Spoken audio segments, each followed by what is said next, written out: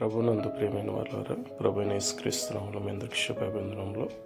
ఉదయకాలంలో కలువరి కృపాసనం వద్దకు మిమ్మల్ని ఆహ్వానించుచున్నాను. న్యాయాధిపతుల గ్రంథం 14వ అధ్యాయము మొదటి 4 వచనములలో, సంసోను వయసు వచ్చిన తర్వాత తిమ్నాతుకు వెళ్ళి ఫిలిష్తీయుల కుమార్తెలలో ఒకతిని చూచి ఆమెను తనకిచ్చి పెళ్లి చేయమని తన తల్లిదండ్రులతో సెలవిచ్చినప్పుడు వారు మన